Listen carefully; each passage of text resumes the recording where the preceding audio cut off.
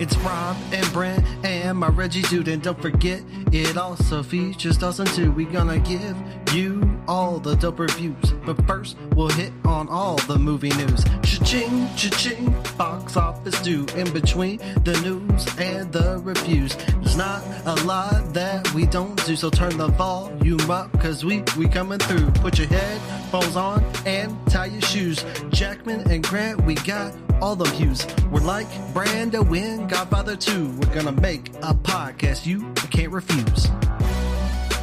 This is the Cinema Chat Podcast, and we know a lot about movies.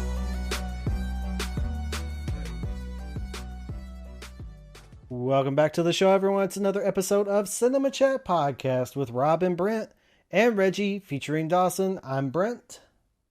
I'm Rob. I'm Reggie. And I'm featuring Dawson.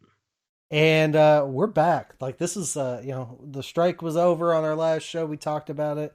But this is like our first official show back. We're reviewing a movie. We're going to be talking about the MCU movie, The Marvels, coming up. We get to talk about what we watched this week. We get to talk about movie news. Dawson pulled movie news. I got box office. Just in case you guys forgot the flow of the show, we've got all that shit and more. Okay? We're going to get into it. But gentlemen, welcome back. Dawson, Rob, Reggie. I'm excited. I don't know if you're excited. I'm excited. This is going to be a good show. I can feel it in my bones. And then Dawson, Reggie, and I get to argue about whether or not we record Cutting Room Floor after this. All right, let's do this. Okay. What did we watch this week? Let us give you a peek. We'll get to the news real soon. First, listen to this little tune. Give us the attention we seek while we tell you what we watched this week.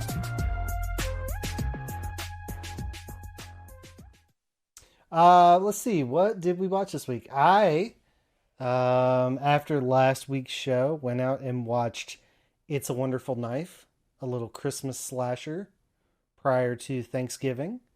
We might review that on Cutting Room Floor at some point, I think.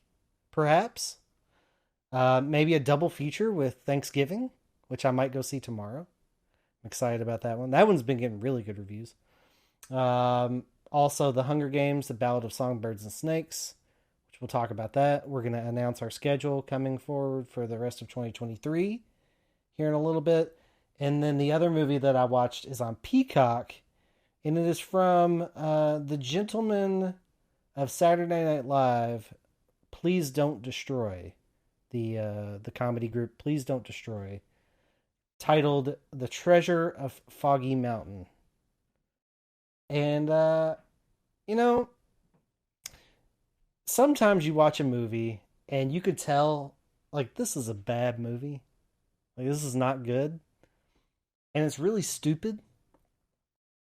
But I find myself laughing every few minutes at something that's pretty stupid. Maybe not every few minutes. Maybe more like every 7 to 8 minutes. I get a little laugh. It's not a great movie. I wouldn't tell anyone to go out and watch it unless you really like Saturday Night Live, and specifically those guys. They do like a short every week on Saturday Night Live. But it's not good. I got a little bit of enjoyment out of it, but it's not good. Dawson, what'd you watch? You watched that, didn't you? I also watched that movie. I don't know. I was laughing at it. It's really dumb humor. But there's something about just like the chemistry they have, and the way they all work together. I don't know. I didn't hate it. It's not a good movie. Right. And I definitely think it would work better with people, like a setting of like a bunch of people, like a watch party or something. But yeah, no, it's not anything great. Outside of that, I watched the first episode of Monarch, the Godzilla show, Project Monarch. What is it called? Monarch. The Godzilla show on Apple TV Plus. Operation Monarch. Yeah, I think it's just Monarch. I think it is just Monarch. Okay. Yeah, the first two episodes are also. Yeah. It's good. I like. I just only watched the first one so far. It's fine. Watched Legacy Invincible, Monarch Legacy of Monsters is the title. based on a true story. Um, yeah, and then Invincible and keeping up on that. But I don't think I watched any other movies. Okay. All right, Rob. Yeah. Yeah, I'm pretty much the same as Invincible and Monarch, and I watched the Hunger Games new movie or prequel or whatever you want to call it. And yeah, my son and I, we watched the first Matrix movie, like a movie night kind of deal, since we have the living room all set up now. I'm assuming he had seen it before. No, he never seen it before. Oh, how do you like it? He said it was mid. He liked. Well, you can get a new kid. I guess that's an option. We also watched the first Predator movie and not in the same night, but Terminator 2 and the first Predator movie, and he said those two were better than the Matrix. Really? Okay. Yeah. Yeah. We're going to see Aliens Agreed. Next. Rob, you got to get a Govee light strip from behind your TV. Really enhance your experience. Do you have a The Govee one light on the back of your TV, Dawson? I do, and it's like the very first generation. So I feel like if they go, Black Friday is right around the corner. If they go for a good discount, I'm going to upgrade it. Okay. All right. Really immerse myself in my entertainment. You know what I'm saying? Reggie, what about you? What did I watch this week? Okay. What did I watch? I did get caught up on. Well, I've been watching Invincible as it comes out, so I'm pretty up to date with that. I finished Doom Patrol because Doom Patrol went on this really long break because well, Zaslav, we weren't sure it was actually going to come out because they filmed it, but it took like in its last and final season almost I want to say 6-7 month break between the first half and the second half of the last season. So but it finally came out, so I finished that. I watched Nimona on Netflix. Pretty good movie. I'd been meaning to watch it and just never got around to it. So like this past couple weeks or so, I've just been going through my queue and watching the next thing in it because I keep adding to it and not finishing my queue. So I did that. Watched this movie Wing Women. It's a French film about these like hit women contract killers thing. It's pretty good. That was quite enjoyable. And I think that is it. Let me go to my list. Sorry. Yeah, that's it. That's everything I'm doing. You spent all that time talking about that stuff. I figured you pulled up your list at the beginning. I like that. Reggie's like, I'm gonna fly by the seat of my pants, even though I have this list. Well, I yeah, it's yeah, essentially. But yeah, because I'm caught up with everything that I've watched. Yeah. So mostly it's been TV, to be quite honest. I haven't watched a lot of movies. I've even started watching Planet Earth 2. 3? No, 2. I thought I had finished 2, but I hadn't, so I went back and watched 2. And then like the thing that's been taking up most of my time is Taskmaster. I started watching that like during the break or whatever. I'm 5 episodes away from getting caught up. I'm watching like 16 seasons, so guys, that's mostly what I've been doing. I went to the theater 3 straight days last week. Wow. Take it easy, nerd. Hey, we're back. We're back, baby. There's so many movies I want to watch. Speaking of movies I want to watch, we can go ahead and announce what our shows for the remainder of 2023 are going to be. Obviously, 444, which you're listening to, is The Marvels. Following that, we have The Hunger Games, The Ballad of Songbirds and Snakes, much to Reggie's dismay. The week after, we have Napoleon, much to Rob's dismay, based off of reviews that he's seen, because he puts stock in other people's opinions. And the other ones after that, Leave the World Behind, which is a Netflix movie. That is basically because of ease of access, I think is why we chose that one. Godzilla -1 the week before Christmas. And then the day after Christmas, the episode will be coming out a day late. Rebel Moon Part 1. So, Hunger Games, Napoleon, Leave the World Behind, Godzilla -1, Rebel Moon Part 1. Those are your shows for the remainder of the year. 2024, still very much to be determined, but there are a lot of movies at the end of the year that did not make it onto the schedule that could pop up in the beginning of 2024. I feel like that happens often for us. But the first episode of 2024 will be our best and worst movies of 2023. So that's what you have to look forward to. That is something to get excited about.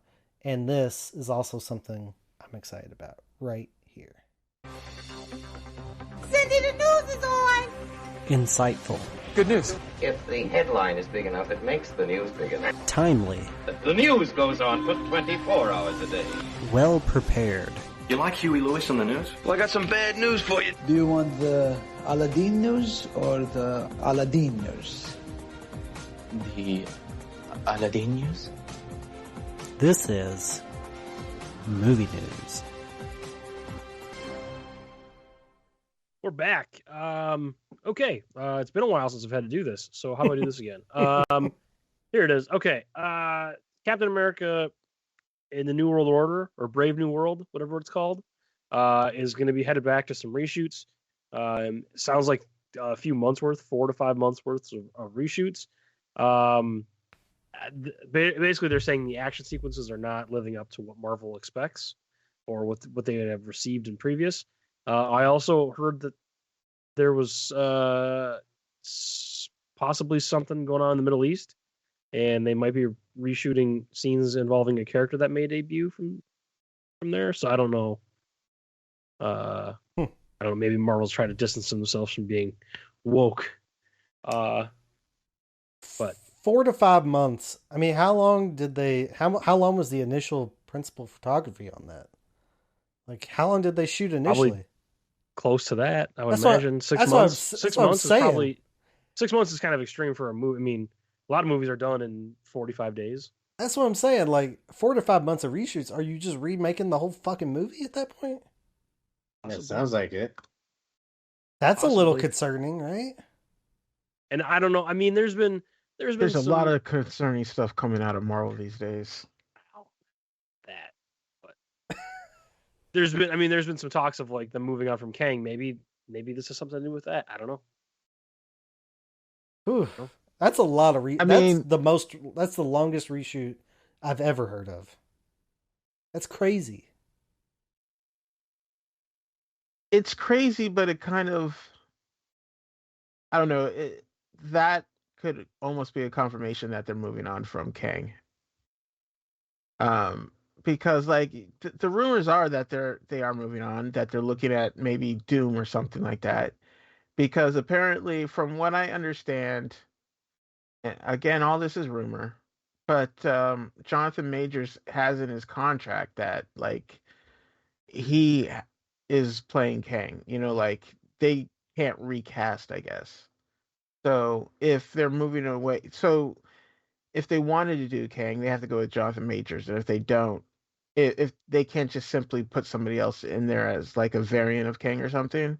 So if that's what the case is, then maybe they are, just moving away from that. Maybe they're like, you know what, this whole is he guilty? Is he not guilty? It doesn't really matter. It just looks weird if we decide to keep going there. So I don't know. Like the Blade movie, that's just stuck in production hell, and I don't know. It does seem like the Marvel movies are not the return that they used to be. They could be. They just they're just spending so much money on these movies, right? Like, and cinema's down, I guess. Well, unless it's Barbie or Barbenheimer, Yeah. they're not. Or Five Nights at Freddy's or Blumhouse, or they make $15 million movies and make a ton of money back. Yeah. Marvel could do that. They could. They could. I mean, realistically, they could cut out a ton of CGI and have a more grounded movie, but they won't. They won't do that. Well, that's kind of why they kind of push everything back, so they can, restructure and sort things out.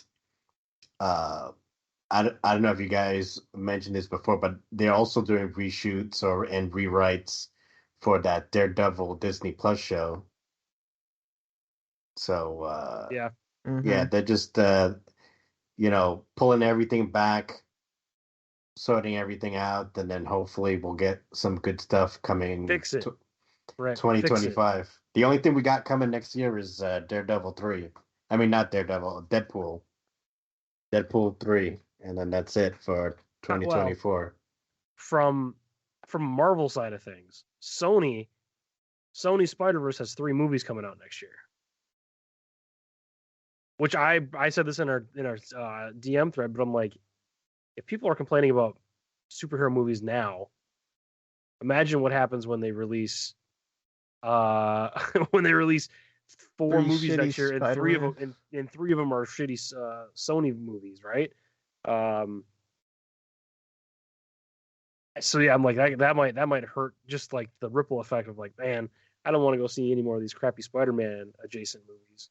Well, I know about that Madam Web one and the Craven one. What's the third one? Venom 3, which is back in production. Oh, I thought that was on hold. Nope, they started filming it before the strike, and then they stopped, and now they're back. So Who is going to be the villain in Venom 3? I don't know, but there's a potential, like they set up for Anti-Venom in the last movie, with that guy who's the cop. And I guess since we're talking about it, there's rumors that the Sony verse that's been set up in these last handful of movies is going to merge with the Marvel verse after Spider-Man 4. So like Craven's going to show up and Venom's going to show up, and well, I mean Venom's already been in Spider-Man movie, but for a cameo. I don't know that. Does that count? Well, sure it does. Because after credits. Yeah, because it's Tom Hardy's Tom Hardy's in it, and so like I mean he's there and he leaves his symbiote, so that technically merges them. But he hasn't been seen with anybody else, right? So he hasn't been seen with Craven. He hasn't been seen with, but I apparently they're all gonna come to a head at some point and merge together.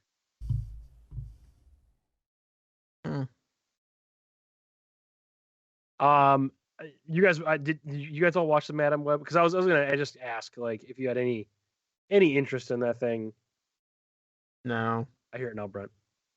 Okay, all right. It was set up. Sorry, we weren't getting audio on the stream, and everything was set up correctly. I'm sitting here trying to figure it out. I had to, in the streaming software, I had to disconnect the audio device completely, forget the audio device, and reconnect the audio device for it to work. No idea why, but we're working now. Apologies. Thank you, Finn. Madam Web, is that what we were talking about? Sorry. Yeah. And Craven. Sony, Spider-Man Cinematic Universe. I mean, we all watched that Madam Web trailer, right? Yeah. It was not good. That being said, I'm here for it. Yeah, I mean, really? Yeah, I'll watch it. I mean, it's got Sydney Sweeney in it, so I'm watching it. I mean, yeah. If I'm being perfectly As honest Spider with you, Woman, as Spider Woman, come on, let's go. if I'm being perfectly honest with you, that's all I need. But it has train wreck. Are you gonna go see that potential. movie with her and Maverick 2.0? You know what? That's not all I need, apparently. Okay. But her in a Spider Woman suit, maybe. Glenn Powell. I'm gonna watch Madame Web. I don't hate it, and I think the plot line, the plot of the movie seems kind of interesting. So I can't. Okay, I don't think I'll like Craven. All these movies, the only reason, and I swear the only reason, is because we're probably gonna do them for this show. But like, if there's something else coming out that week, I would probably argue to watch anything but those movies. I don't care about Craven as a hero. Like these Sony movies are scraping the very bottom of a very horrible barrel, and reimagining all these characters without Spider-Man is beyond asinine. And I'm just not interested in any of these characters because they're like not even C-listers. They're like F-listers. And they're reimagined F-listers. Like, this is stupid stuff. And, I'm sure they're going to make money. Maybe. I don't know. I doubt it. I don't think they are. Morbius, they tried it with Morbius. I don't know how the Venom movies keep making money. But whatever. I'm not for it at all. This does not interest me in any way, shape, or form. I'll tell you this much. Out of all the movies that are coming out, Venom is I'm least interested in Venom. It would go Craven, Madame Web. Correct. Venom. That's my order also. An R-rated Craven movie with Aaron Taylor Johnson, I am interested. The trailer did look kind of cool. I mean, the Craven trailer looked pretty good. I love Aaron Taylor Johnson. It looks like a generic action movie where a guy gets some sort of like superpower. It looks like one of those movies I would have seen back in the 80s, like Beastmaster or something. And I've moved on from that kind of sloppy type movies. Okay, take it easy, Redbox Special. Okay, let's not act like you're above that. Calm down. Well, I'm above watching that in a premiere format in theaters. That's what I'm above. I know. Will I watch it on my Kindle? Yeah, I'll watch it on my Kindle because that's the type of screen that this movie deserves. This guy falls in love with Wes Anderson. All of a sudden, he's like, "I'm too good for superhero movies." Ugh. Ugh. Speaking of that, let's keep moving here. We got some casting news. Apparently, Nicholas Hoult has been cast in Superman Legacy as Lex Luthor. He was in the final stages to be Superman, Clark Kent, and did not get that. So now he's going to be the bad guy. I mean, I said it before. Sydney Sweeney, Aaron Taylor Johnson, Nicholas Hoult. Like, I watch movies because Nicholas Hoult is in them. They're getting me with the cast. Fantastic Four. I'm sure we're going to talk about that. They're getting me with the cast. I don't know. I mean, I'm a sucker for the actors I like, and I like Nicholas Hoult. He's also surprisingly tall. I don't know if you guys knew that. Nicholas Holt's like 6'3". I mean, that's not that tall. Yeah, it's pretty tall. It's taller than me, but like, it's a lot taller than you. I did see a picture from NBA where there was a guy who was 6'3", and he was taller than like 80% of the people on the earth. And then I was standing next to Victor Wembanyama, who's like a foot and a half taller than him. It's just like it's embarrassing. Speaking of casting news, I don't know. This hasn't been officially announced yet, but it sounds like we've got our Reed Richards. Maybe Pedro Pascal is supposedly circling the role. I think we're going to get casting announcements this week because they're trying to get it done, and they're supposed to start filming Fantastic Four in January. So I don't know how I really feel about Pedro Pascal as it seems like a weird choice. Fantastic. It does. It seems like a weird choice because how old he is. Right. And they were trying to. It seems like they were trying to go younger so they could have these guys around longer. Right. And then they cast a guy who's 40, 50. I don't know how Pedro Pascal, but he's not young. And then on top of it, if he's that old, is he just now getting superpowers? Is that what we're, like if they cast younger, they could, I think if they cast younger, they could explain away why they weren't there for the first, like they could have had them have their superpowers and explain away why they weren't there for the first phase or so. Um, some temporal something or the other, or they were keeping it under wraps because safety concerns or some shit. Like there's a reason for them not to have been there. But like when he's so old, like is he? I don't know. That feels like he's around the first Ant-Man. He's not around the first Ant-Man's age. That's not what I'm saying. But like he I would think would be what Captain Marvel around that age would have been a superhero around that time. Like I guess that's the problem with these movies going forward is that we're going to have a bunch of where were you when Thanos. Well, maybe not. Because we're kind of getting to the point where stuff is going to start smashing together. We're going to have universes are going to start colliding a little bit, which we kind of get a tiny tease of that in Miss Marvel, or the Marvels. So we're kind of getting there, and I think it's going to keep ramping up. And at some point, if they follow the Secret Wars storyline, or Doctor Doom or whoever they decide takes all of the universes and smashes them together, and then they just kind of go from there. So at some point they could be in a whole different like universe 1999 or something like that, and then they're now here or wherever the Fox universe or whatever. But it's coming where they're going to start smashing places together, and there'll be just one seamless timeline. Yeah, so, I mean that's what they're working on with that Secret Wars movie that it's going to be coming down the line in a few years. Sure seems like I think so. I think that is what they're working on with that. Is that? I think so. Is that what they're doing? Where they're going to smash all the universes together? I believe so. So yeah, tune in. We'll let you know as soon as the official cast is announced. But who knows? Moving along. Jesus Christ, it's Jason Bourne again. This is not a promotion for Passion of the Christ 2.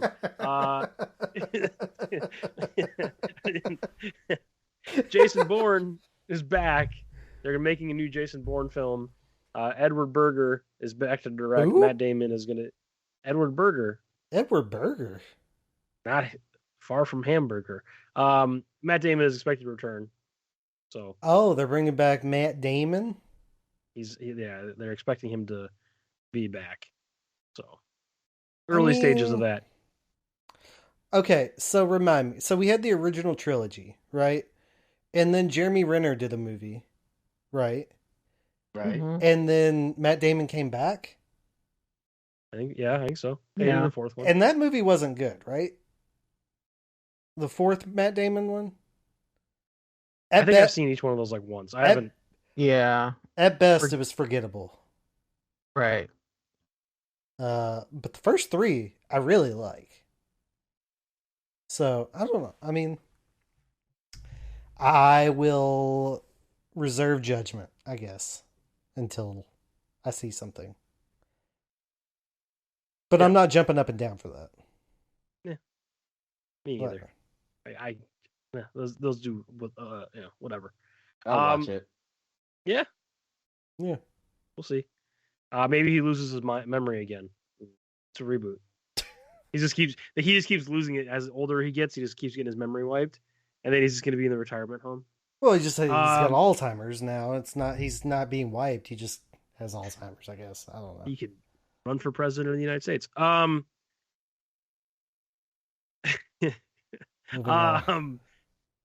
More news on new movies that are happening. The Blackening Part 2 is happening. Yes. So no cast or anything has been announced for that, but they're confirmed Blackening 2 is happening. Reggie and I reviewed that. I'm excited. I'm here for it. Do you think that'll be like a quick turnaround kind of deal? I bet we get it next Halloween if they start filming soon enough. no CGI or anything, so it's easy to film that movie in 30 days and edit it and be done. I bet it's next Halloween. Something like that.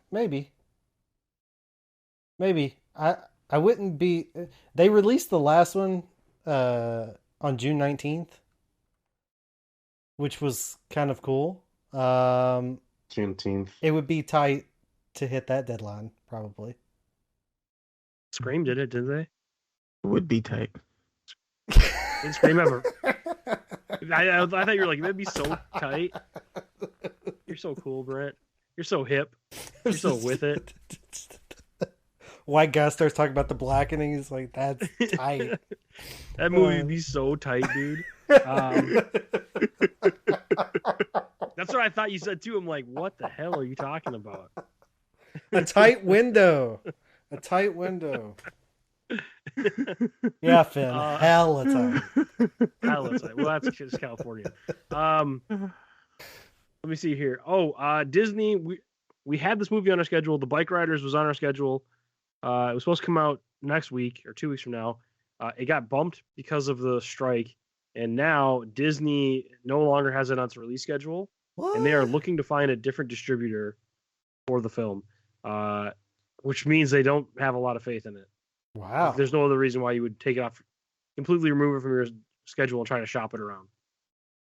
Interesting. I'm sorry, what film was that? The Bike Riders. Austin Butler. Tom Hardy, Austin Butler. It's like a biker gang movie from like the 50s or 60s. I saw a trailer 70s. for that. Yeah. Tom Hardy's just another weird voice. I miss this, I guess. The trailer looks okay, but I like that type of. Yeah, like, I was gang. in. I like Sons of Anarchy. Yeah, I was in on that. I'm surprised, honestly. Yeah, the trailer looked decent. Just speaking of studios moving things, people are all up in arms. Warner Brothers is back at it again. There was a Roadrunner and Coyote movie that was finished and done, and apparently received really well. Was received really well. Warner Brothers decided they were going to cancel it and do the Batgirl approach and just get a $30 million write-off. People on the internet got pissed about that, so they're backtracking, and now they're shopping it to other studios or streaming platforms if they want to buy it, which is weird to me that they would do that for this, but not for Batgirl. Here's why, because there's a congressman who was like, oh, we're going to do an investigation into this, because they're like, if you're just going to make these movies and write them off and for $30 million out of taxpayer money, then we need to know what's going on. Because, like, I guess you could, it's one of those things where, like, you could do it once, but if this is going to be a thing that you're going to do, then it's going to be a problem, kind of a thing. Also, it's just that the Looney Tunes are really just that popular. You know, that they're popular enough that it's multi-generational, sort of. That's Grandpa, what I've heard. Tell me about when you saw Roadrunner. Yeah, that's what I said too. But that being said, like, I know us older millennials, Looney Tunes is kind of something that we kind of grew up with. I don't know if it's something close and dear. Well, man, yeah, I don't know if I would call it close and dear to my heart. But like, I remember Animaniacs and Tiny Toon Adventures and stuff like that. Yeah, I will tell you this: my kids don't know shit about Warner Brothers cartoons. Exactly. That's why I was like, but your kids aren't, they don't have political power either. So it's one of those things. And then on top of all that, a bunch of movie makers and filmmakers and companies were like, WB, if you guys are doing this, we're going to reconsider working with you guys, because we're not going to make movies with you, fully make them, and then they just not see the light of day. So that's another thing. It's like affecting WB's stock price as well. So I think they were kind of backed into a corner where they have to put this out. Okay. Yeah, why not just throw it on HBO Max and that be the end of that? They won't get a write-off for that, or they won't get any money back. But they probably could make that much. This is the year of animation. Put it in the studios. Yeah. And animation's crushing it this year. There's no reason not to put it in and try to make ticket. Like, Put it in the That's theaters? how I felt about Batgirl. yeah, put it in Oh, theaters. you theaters. said put it in the studios. I was like, what does that mean? Oh. I was confused. Sorry. Yeah. Well, I was I trying to make understand. sense of it. I'm sorry. Sorry, I'm dumb. It's not what I said. You misspoke, and I was trying to Call piece me it together. stupid. Yeah, you idiot. I only have 2 more news stories, so we'll get through this and we'll get to our review. Movie Pass, which is something Brent and I have been using. I think it's open to everyone now. I think so. Maybe. Yeah. Check your app store and see if you can get it. They had a pretty major update go through this last week. You can now do online ticketing, which was a big deal. You could have to use your card before. There is an additional charge if you go through online ticketing. It's a 7 credit charge, which the base plan is 34 credits for $10 a month, which is what I have right now. And you're paying anywhere from 10 to 34 credits for a movie. So you may have to buy additional credits to do the online ticketing if that's your thing. Yeah, so I've seen it, not that it's a huge difference. I've seen it jump from 7 to 6 for the online ticketing. And basically what the 7 credits equals out to is about $2. So they're adding $2 onto the ticket to cover the online charge, the convenience charge that you have whenever you purchase a ticket on an app. So it's not crazy, but they have been steadily raising credit prices for movies across all days of the week. So it used to be I could go on a Sunday night for 15 credits, and now it's 20 or 25. Or you could go on Thursday afternoon for 25, now it's 30. Thursday evenings, 35. You know, it's gone up steadily across the board. And it's becoming less and less attractive of a play. But that to me is like, okay, well, that is borderline sustainable as opposed to what they were doing previously. If I still play my cards right, and if I game the system a little bit, I can see 4 movies in a month on $20. So I'm getting my tickets at like half price basically. So it's still worth it to me, but it's certainly not, you know, a home run deal for people. And if you can't go certain days and times, it doesn't really make sense. If you have an AMC theater near you, A-List is way better. If you have a Regal near you, I think they have a plan that's probably better.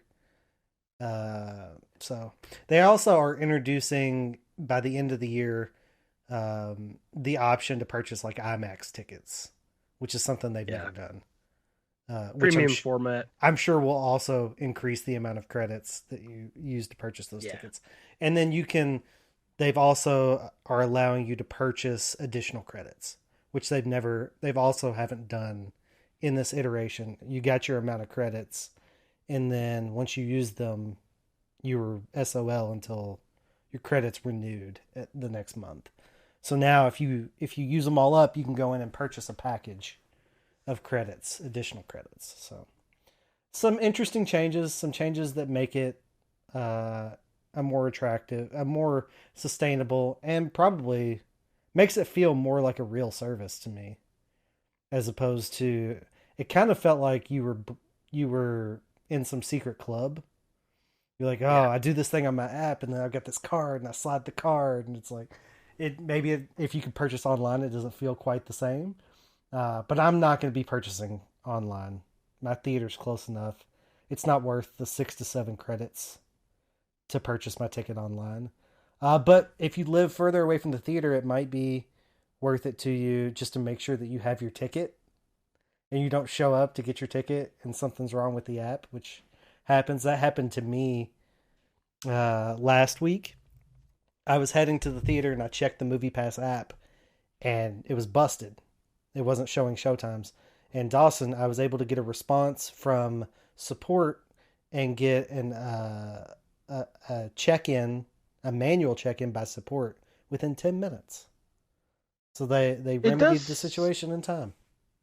It does seem like support is actually pretty good for that, at least from what I've seen and heard around the interwebs. It's gotten a lot better. They introduced a chat function within the app, which has increased the speed of response, I think. It's much better. than it was before. So they're making improvements. I will say that people are mad because it's like it's not a crazy good deal like it has been in the past, but that's never going to last. Like if it's such a good deal that you're saving so much fucking money all the time, it's not going to last, right? Like they have to do something that makes it more sustainable, and that's what they're doing. So I'm still making hay on it myself, but so is it a thing where it's not as good of a deal as it used to be, or it's just not a good deal? Like it depends. It depends on where you are, first of all, because some areas the credits are higher. Like if you're in a bigger city, it might cost more credits because the ticket prices are higher. It also depends on whether or not you can go to a Tuesday or Wednesday movie, or if you have to go to Friday and Saturday night, because those tickets will cost you more credits. Like peak hours or whatever cost you more credits. Seeing the brand new movies, like the top movies, quote unquote, like the Marvels, even though we're going to talk about the box office, it was, quote, high demand this week, even though no one was going to see it. So it cost a couple of more credits. That being said, you can pick a different movie that's not in high demand and purchase your ticket. I'm not saying I've done that, but you could do that. Fins and the Chases. I read a comment from someone in New York City that said it's now not cost effective in their neck of the woods anymore. Yeah, I mean, it's especially on the lower plan. Like if you buy a $10 plan and get 34 credits, you're basically one movie, right, Dawson? Like if you go on a Saturday night, that's going to take all your credits. Now, if you go on a Tuesday, you can see two movies probably. I tried to see it on Thursday night, and it was 34 credits. Yeah. And I couldn't get... So I was like, ugh. I mean, we don't need to spend too much more time on this, but why does it matter if a movie's in demand or not? Like, if they're buying your ticket... It doesn't. Does it matter if you see a popular movie or unpopular movie? It is all a ploy to make people use it less. Okay. While keeping people subscribed. So if they start charging more for movies that are more for the movies that people want to go see, that people are either going to use up more credits or they're just not going to go see that movie. Or like I said, you can check in for a different movie. They're not making you take pictures of your fucking ticket stub and send it to them. They don't know. They don't know what you're buying tickets for. Just check in. So it's whatever. It's still worth it to me, but it's not crazy. Like I said, I'm seeing like 4 movies for $20. I'm 50% off, which is good, right? Yeah. But I'm not going on a Friday night. And that's what they advertise now. Their new thing is like save 30% on movie tickets. That's their like whole punchline. Their whole advertising like logo. Save 30% on your movie tickets. Yeah. And it's worth it to me. For someone that goes and sees a decent amount of movies, saving 30%, 40%, that's worth it to me. 40%? Yeah, 40%. All right. Last thing I have, Ridley Scott's been doing press for his new movie Napoleon. We kind of touched on it last week, how he's telling people to shut up for their take. Just really quick, here's some quotes that I pulled. Ridley Scott responds to negative comments from French critics about Napoleon, and he just said the French don't even like themselves. He tried to argue with them, but they already gave up.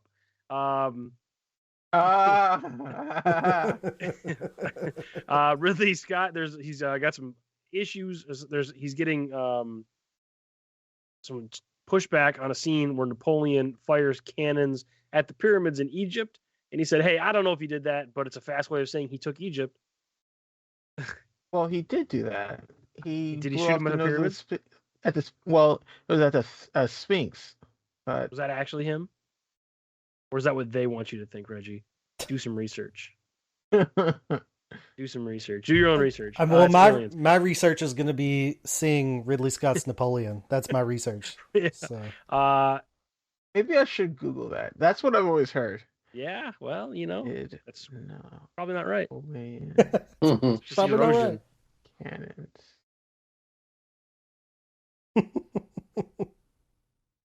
I don't know if he's gonna give us a live update or not. Oh no, keep on going. I'll let you know.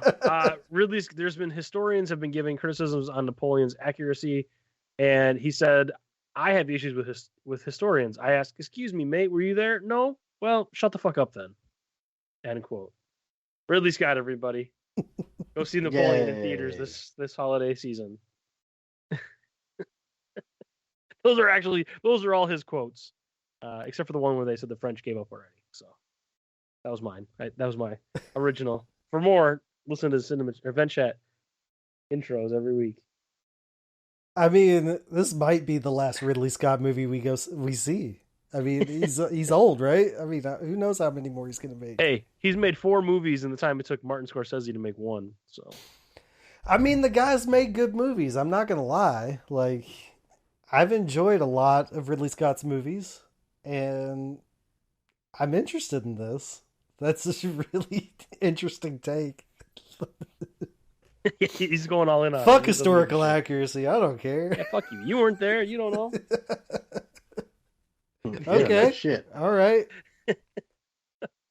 Interesting. Okay. All right. Is that the movie news? Yeah. You got box office? Yeah. Let's do some box office. Holy shit.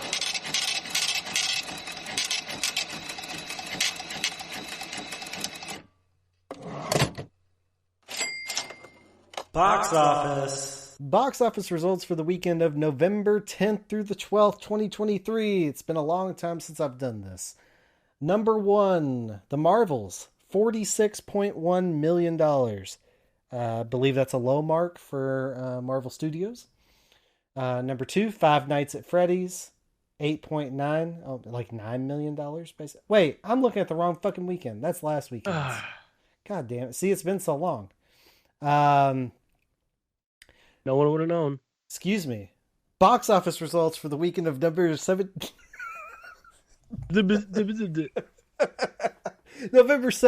through the 19th, 2023. Number 1, The Hunger Games, The Ballad of Songbirds and Snakes, $44.6 million.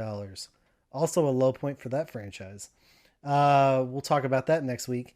Number 2, Trolls Band Together, $30 million. Number 3, a movie that I'm going to see tomorrow night, Thanksgiving, $10.3 million. All the way down at number 4 with a 78% drop from the number that I just told you from last week, The Marvels, $10.1 million in its second weekend. I believe that is, if it's not the biggest second weekend drop, is one of the largest for Marvel Studios. And number 5, Five Nights at Freddy's, $3.5 million. Number 6, Reggie, Taylor Swift, The Eras Tour, $2.7 million. It's creeping up. It's creeping up on Sound of Freedom. Number 7, The Holdovers. And number 8, Next Goal Wins, Taika Waititi, $2.5 million. Also, if you want to see Barry Keoghan lick cum off of the bottom of a tub, you can go see Saltburn. It came in at number 14. Reggie had to change his camera. That was took him off guard so much. Apparently, there is a scene where... Wait a second. What did you just say? Let me get this right. Let me grab you here. What did you just say?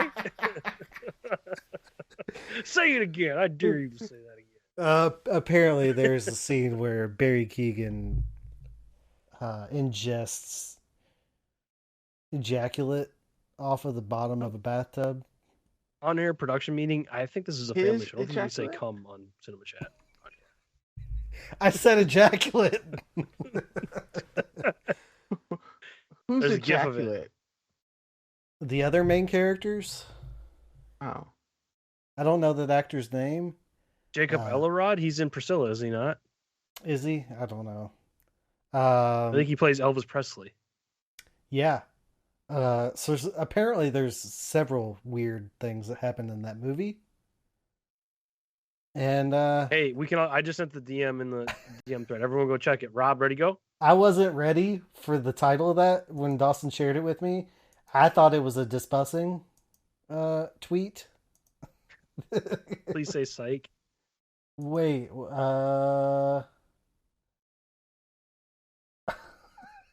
What the fuck, man? I can't believe that's a real thing. And I read people who have seen it, what they said about it, and they were just like, I can't believe what I watched. I can't believe what I just watched. What is this Saltburn movie about? I don't really know. This guy goes to this estate on like a holiday weekend or something, on like a holiday, and gets entranced with these like highfalutin people or something. It is, I don't really know what it's about, but I like Barry Keoghan. It's a black comedy psychological thriller.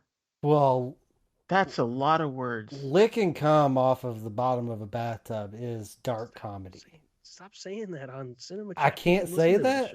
You told me. I thought you said that's all I Rosamund could Pike say. is in this. I thought you said that's what I should say. Are you telling me now I should say ejaculate? Say something else. Stop saying cum. You're saying cum. I think my dad listens to this sometimes. Stop saying cum. You're saying cum now. It's not me saying cum. You're saying cum. I'll come where I want to come. All right. Let's move on to our feature presentation. Yeah.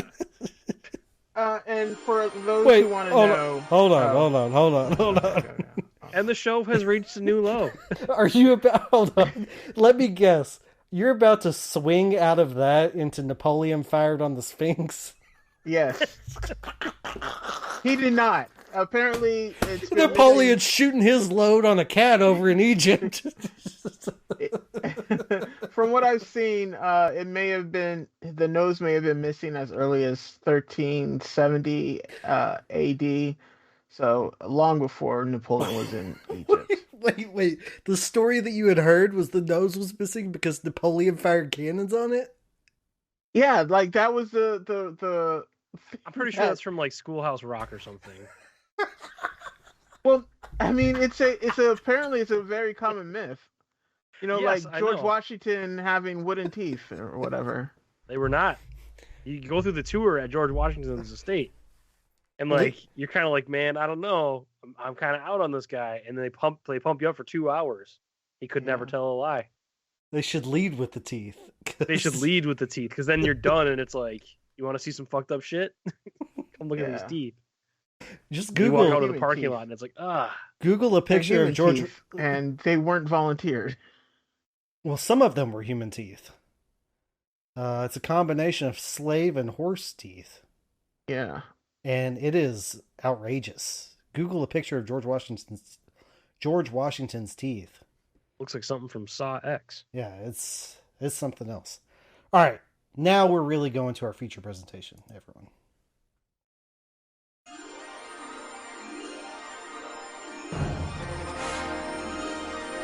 And now, our feature presentation.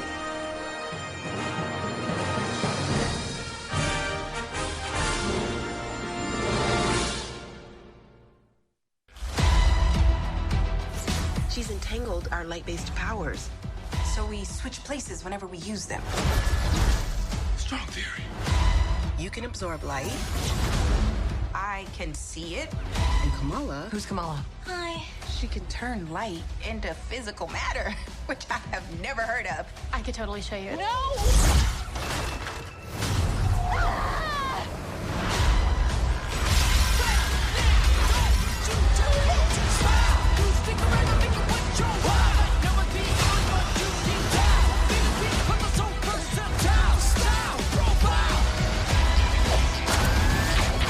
She's targeting every planet we call home.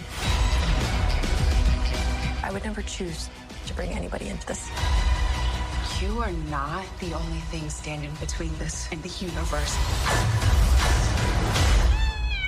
Oh my god, we're a team. Who's a good kitty goose? Oh my god! I can't. Can you? I got it. It's time for Rob to get up. The Marvels Written and directed by Nia DaCosta. Also written by Megan McDonnell and Alyssa Karasik. Starring Brie Larson, Tiana Paris, Aman Vellani, I almost said Nicholas L. Jackson. Samuel L. Jackson, Zawe Ashton, and a whole bunch of other people. This is a sequel, obviously, to not only Captain Marvel, but the Disney Plus show Ms. Marvel, and I guess by extension, WandaVision as well. Because that's where Monica Rambeau got her shit going. Yeah. So I can't say I was terribly excited about this. This one kind of honestly snuck up on me a little bit. I didn't even realize it was coming out whenever it was time to go see it. So to say I was excited would be an overstatement. It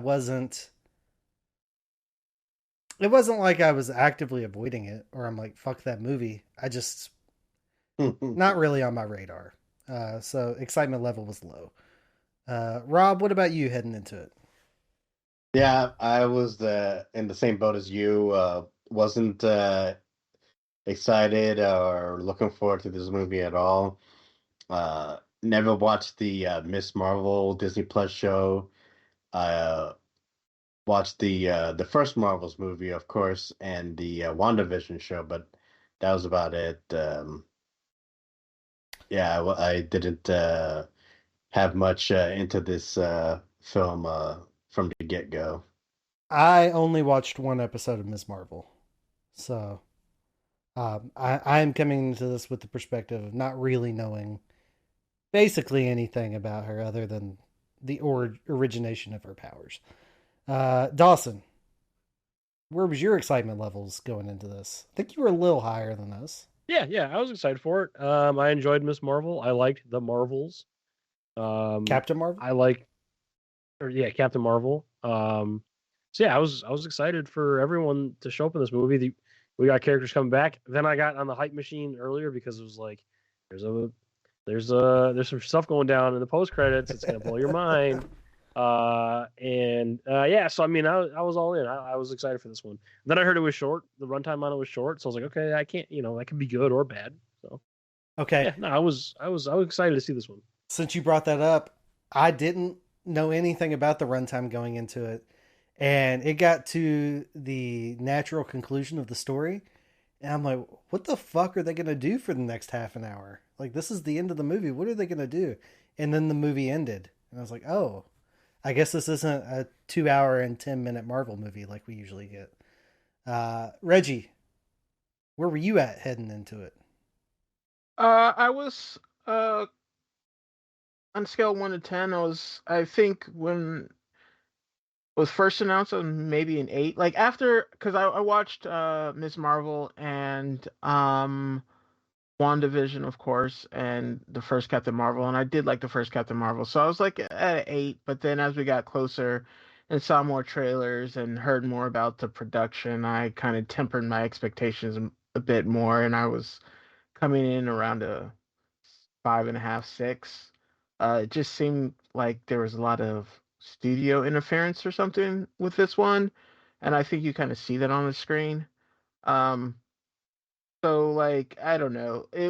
It became more of a movie that I was seeing at an obligation because, like, I want movies like this to succeed because, like, I don't want the CU crowd, those MCU? haters that just hate MCU crowd. Like, I don't want them to get a win. So I was like, let me see this just to make sure this kind of does well, and I wish more people had supported this one. Do you remember the last time you went to see a movie because you didn't want you didn't want people to have a win? I think it was A Wrinkle in Time. May have been. That's why I watched Obi-Wan. Well, that was good though. No, it was not. Sure was. Yeah. So you kind of touched on it, Reggie. This movie, for me personally, this movie is fun. It is fun, but the story, the narrative that they tell is a mess. It's all over the place. It doesn't really come together in a satisfying way to me, but I had fun watching it. So I did a lot of hand waving to watch this movie. And I think if you're going to enjoy it on any level, really, I think you have to hand wave a lot. You have to just accept like a lot of things for what they are. Like, just accept it. Like, oh, they're going to this planet because.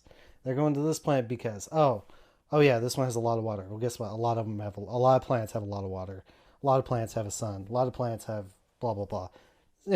Or one of the main conceits of the movie is, they open up these portals or whatever, and all of a sudden they start, if they use their powers, they switch places. The three Marvels. And to me, they kind of explained it a little more towards the middle, but I don't know if it felt like this to you all. It felt like that was happening when they wanted it to, and it wasn't really consistent with when it would happen and when it wouldn't happen. So yeah, because they explain at one point that when they use their powers, it causes a switch. But if they keep using their powers, they won't switch. But they don't keep using their powers after the switch, to prevent another switch. So, like you said, it was very convoluted. But it had an interesting montage where they learned to use their powers in a way, and that was fun. Okay, so we get that montage, and basically what I was gathering from that montage was that they only really switch if one or more of them use their powers at the same time. That's how it was working in that montage. Like, they would use it, they would be fine, but if both of them used it, they would switch places. And I was like, okay, well, now you're kind of explaining it. But then as the movie goes on, that's not the way it works. And I was like, I mean, it's a matter of convenience. And if you're going to really dissect it or put a microscope up to it, it falls apart very quickly. If you're willing to just give them that conceit, it's fun. Like, the switching bodies when they use their powers, it is fun. Like, it makes for interesting action pieces and fights and stuff. Like, there's cool stuff that they can do with it. But if you really think about what they're doing, it doesn't make a whole hell of a lot of sense. So I don't know. That's sort of my biggest problem with this. It's a lot of style with probably not a ton of substance, but the style that I'm getting I really like. And I will tell you, you have three main stars, and to me, Kamala Khan is the star, and it's not even close. She's doing all the heavy lifting in this movie, and with not even close. And it's a shame that she's Captain so good. Marvel's second movie, she's second, maybe third fiddle in it. Like you were saying that it's all over the place, and that's how I would describe this movie. Like, tonally, it feels like it's all over the place. Like, each of the main leads is it's not necessarily that they're in a different movie, but their part of the movie is a different kind of a tone. Like, Brie Larson is all a tortured soldier kind of a movie. That's what she's in. And then Monica Rambeau is in I've got a bunch of trauma from the past and I'm trying to deal with being blipped. That's the movie she's in. And Kamala Khan is in this funny YA action comedy. Mm-hmm. And that's the fun part. Yeah. And whenever anybody else gets any kind of screen time, it slows it down in a weird way, because like you said, there's a bunch of things where they're going from planet to planet, and it's just why are we doing this? Why are we here again? And this is the worst case scenario of a problem Marvel has had to known about since phase 1 and just decided not to fix, but villains that make no fucking sense. Because her whole deal, I don't know if you guys remember the movie Spaceballs, But that's what this plot is. It's Yeah. literally the plot from Spaceballs. We're gonna steal your atmosphere. I was like, really? That's what we're doing? You know, and there was one point I saw this movie with Jess, and there's one point in the movie where we get the villain's guess history and we find out what Captain Marvel did. She essentially started a civil war or something. And I leaned over, I said, see, now that's the movie I want to see right now. Because what I'm watching was boring. But like this 10, I don't know, 2 minute snippet of what Carol did was, I thought, far more interesting than anything that was going on. And because like, so there's a civil war, they deplete all their resources, and then for some reason the sun gets turned off. Like, what is going on? And they never really explain any of this. And I just hate movies where there's an invasion for resources that takes you, because I was explaining this to Jess, and I know this is a nerd thing, and I'm sorry, but there's no reason for an alien species to ever invade another planet for the resources, because like if you got to Earth, you would have to pass so many resources to steal the little stuff that we would have. And that's how I felt about this movie. It's like you could open up portals to all these worlds and you decide habitable worlds. It makes no sense. Revenge. But they don't really, I don't think they developed the villain enough to sell that. It was where I villain, felt at the end of the day. Marvel has a notorious problem with villains, right? Like it's not just this movie. Yeah. But I mean, they have a history of having really subpar villains outside of a couple. You know, like they have like a handful of really good ones. In 30 some movies, they've got a couple good villains. So I mean, yeah. But yeah, she's not great in this movie. You know, I'm gonna invade your planet because reasons. My God, I don't know. Like there were some things about this movie I really liked, but this movie's kind of a mess at the end of the day. Yeah. Further away I got from it, the less I liked it. Like I'm not gonna watch this again. No, I'm not either. I don't have a lot. I mean, I didn't hate it, but I don't have same thing. I have outside of like Guardians. I haven't gone back and watched a lot of movies more than once. So yeah, but that's the thing. Was like Guardians of the Galaxy, it would be way better. But I said it. That's what I said on Cinema on Vent Chat. If James Gunn directed this, Rob would have loved it. He knows how to make superhero movies. Yeah, but I guess so. That's what I gathered as well from the film, that it felt like they shot a whole bunch of different stuff, maybe at different times, and then when they put it together, it just didn't work cohesively as they would have liked. And maybe that's why the movie's so short, is because it cut out a lot of stuff that just didn't work. To get the movie going. And what's her name? Aman Vanlani. Yeah, she was great in it. She had like that, like that Tom Holland kind of energy. Like, yeah, I'm in this 100%, and I'll do whatever it takes. While the other two is like, boo-hoo, I have so much baggage and I don't know what to do. And you know what? I'm fine with any of those three stories. I don't know that they work together, but also I'm not satisfied with the arc that I get for Carol or Monica. Like, they don't do enough with those. So if you're gonna insert a storyline that brings the movie down away from the fun, do something with it that's worthwhile. What they didn't feel like it was worth the energy and the time that they put into the screen for it. Mm-hmm. Like it was missing something. And I left And this. it felt like it came out of nowhere because like I watched Ms. Marvel and WandaVision, and I did not know that Rambeau had a problem with Captain Marvel. She shows up and she's like, fuck her. And I was like, where did this come from? Yeah, I mean, humans are complicated people. That's all I can come up with. Like I said, you shine that light on it, it doesn't make sense. I walked away from this wanting a Ms. Marvel movie.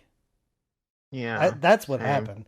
And I watched one episode of that show and gave up on it.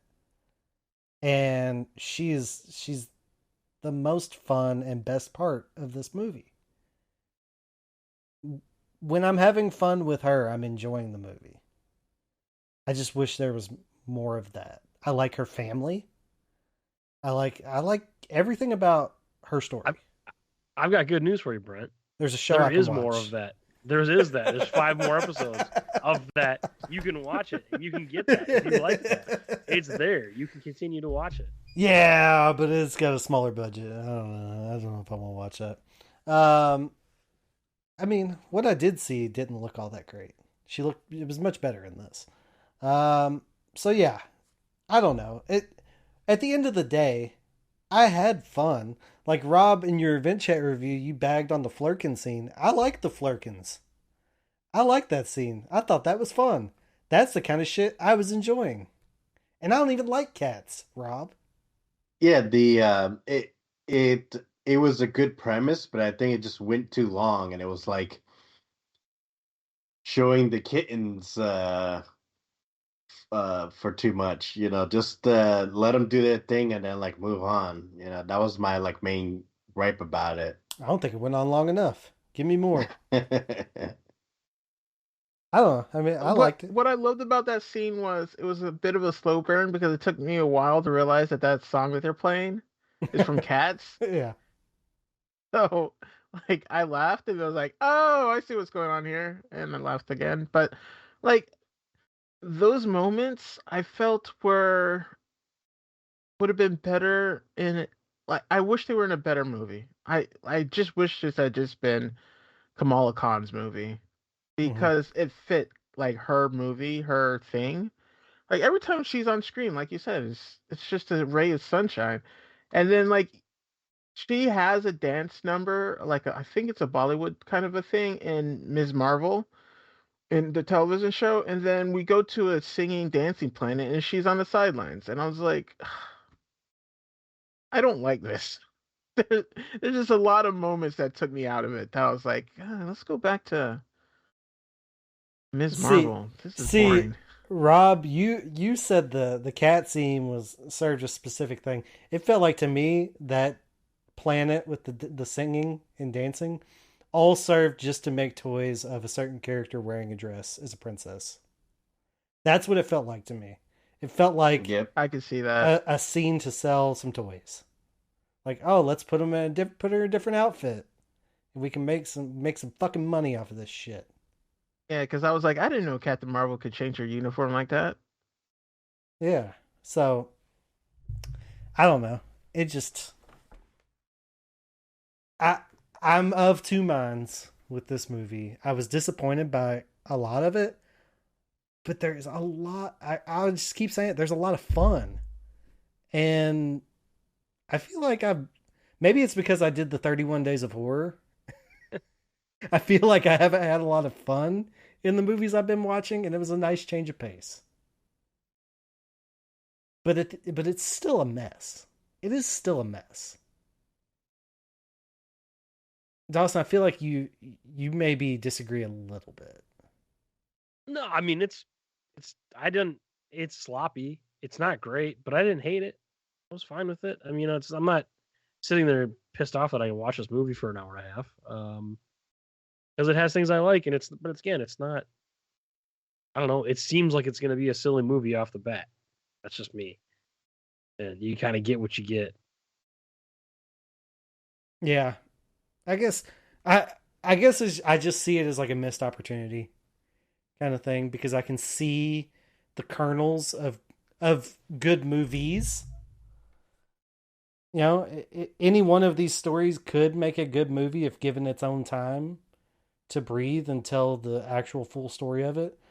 But it feels like they all kind of get the short shrift. Yeah. Yeah, you're trying. It feels like they tried to do too much with the amount of screen time they were willing to have. Or Rob, maybe you're right. Maybe they just cut a bunch of shit. Maybe there's maybe there's a half an hour longer director's cut that makes a lot more sense. I don't want to watch it. I know. I definitely know that they cut a bunch of shit. I don't want to watch that movie.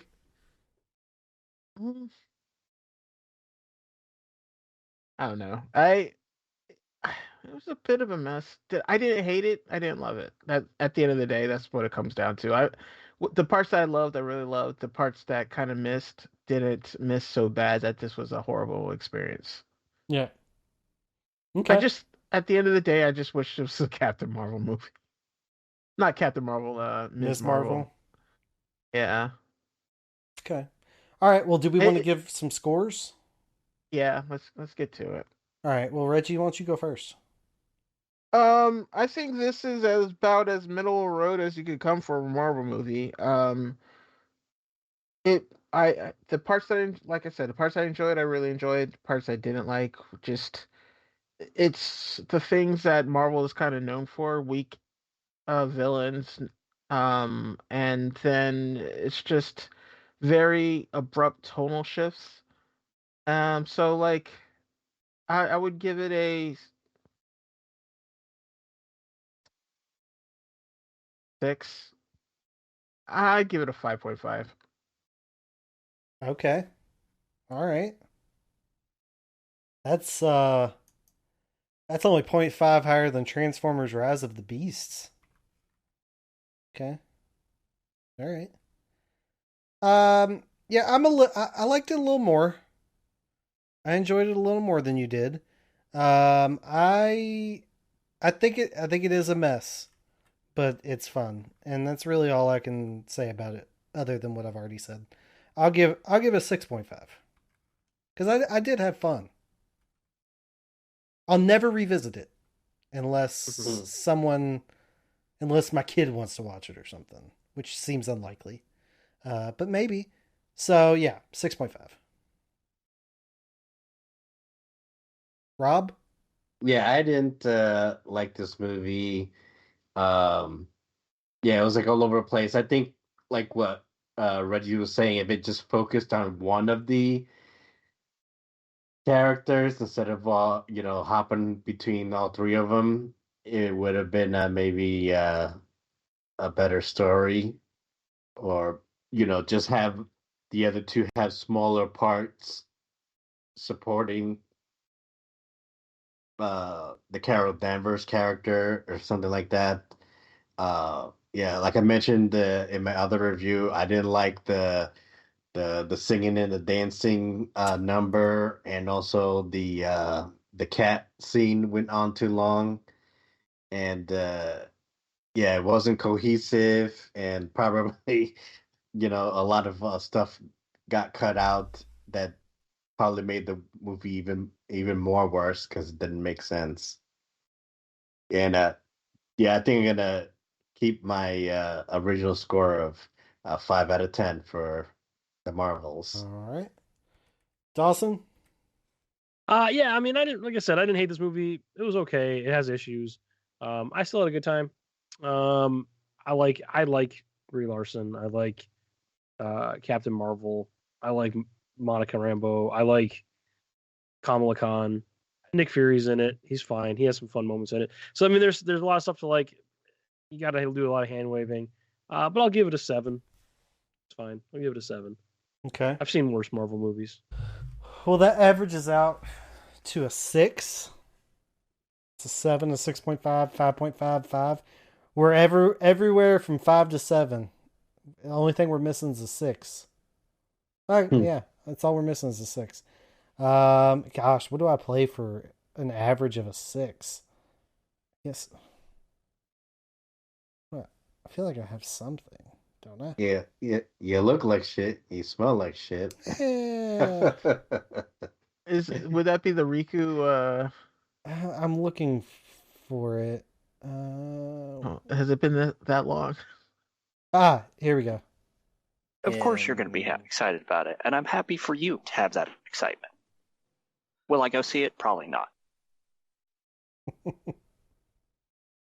I almost played this. Go fuck yourself, Andy. Fair enough. All right. That's going to do it for this week. Like we said earlier, the rest of the year, Hunger Games, Napoleon, Leave the World Behind on Netflix, Godzilla -1, Rebel Moon Part 1, which is also on Netflix. That's going to get you through the end of the year. First episode of 2024, best and worst movies of 2023. Yeah, we're excited to be back doing the shit that we love. Mm-hmm. And yeah, thanks for sticking with us. Before we go, quick question. Do you think having 3 female superheroes in one movie is a coincidence or a trend? Do you think... Explain. Because, like Madam Web, it's going to be 3 Spider Women. And then you have, in the Marvels here, 3 women. I wonder if that's... I mean, I don't know that 2 makes a math. trend. Well, it's simple math. You need 3 women to equal 1 man. Like that's what I'm, I guess that's what I'm wondering, if this is we don't think one woman could carry a superhero movie, so they're gonna do this, or do we think this is just a coincidence? They're just trying to get as many of them out of the way so they don't have to spend more time and money on all these women, which is not the case because Marvel's going. I don't know. No, I don't know. I just think that just happened with Madame Web. They did want to make a female Avengers movie. So, and at the end of this movie, we got a quick little name drop for another female superhero. I mean, everyone teaming up with 2 superheroes. Everyone likes more. I mean, how many male superhero movies have you seen lately with just one superhero? I mean, look at like Black Panther. Like how many borderline superheroes do you have in that, right? Or main characters or whatever. At this point, it's rare. It's more rare to see a singular hero than it is to see a group of heroes. I think. True. Yeah, that's maybe. very true. Yeah, it's more team ups than it is solos. Even if it's a solo movie, like Ant-Man Quantumania. I guess that's Ant-Man and the Wasp, like Quantumania. But even if it's a solo superhero title, there's almost always someone else in there. The Flash had Batman. Yeah. Another Flash. Superwoman. Wonder Woman. For a scene. Batman. So, I mean... God, Aquaman. Is Aquaman on our schedule? Nope. No. Nope. No one's We're going to see that. We're ending this year. Bad. Biggest movie of the year.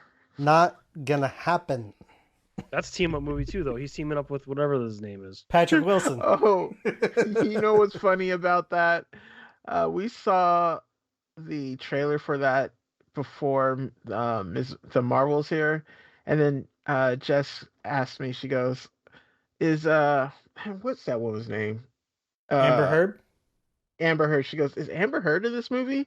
And then I turned to her, I said, we do not know. Because she's basically been cut out of the trailer. So like they're keeping mum about that. There was a shot of her in the trailer. Yeah. One like shot. Yeah. But it was bigger in like the first trailer, I think.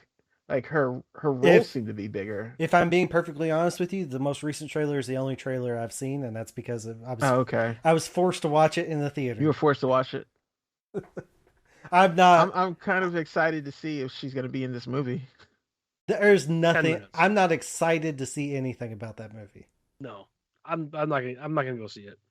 I have no plans to watch that movie in theaters for sure. The only way I'll see it is if my dad's like, I really want to go see it, and then I'll go see it. But he won't. He'll just wait. There are so many other movies you could talk your dad into going to see. Like, Dad, let's go see The Iron Claw instead. He'd love that one way more. Yeah. I'm gonna. Yeah, try, I don't think even Greg wants to go see that movie. I'm gonna try to sneak the Iron Claw into our 2024 January schedule.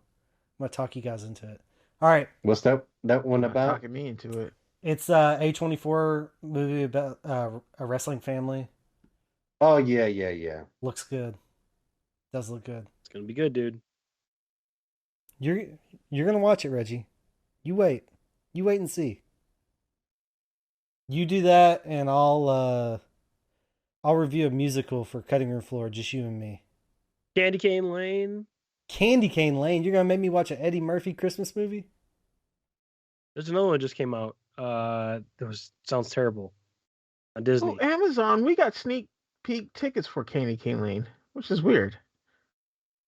Rob got sneak peek tickets to The Burial. I'm not. I don't know. We'll talk about it. Anyway, we got our schedule set for the rest of the year. We got time. Oh yeah, we got to get going. See you all next time. Bye, everyone. Toodaloo.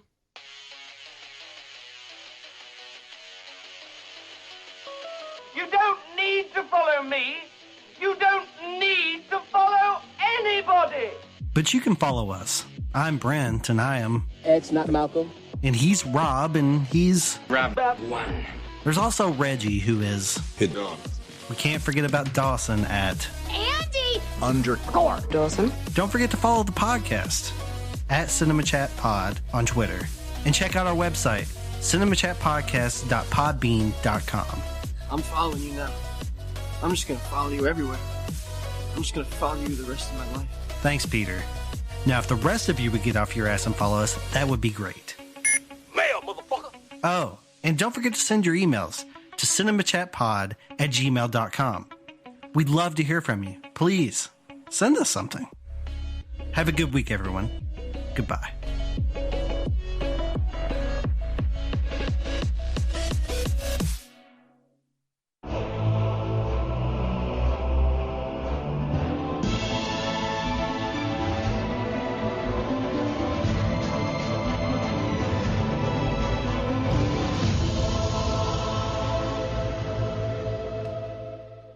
You're still here. It's over. Go home. Oh, and don't leave your garbage all lying around. It's a total dick move. Go.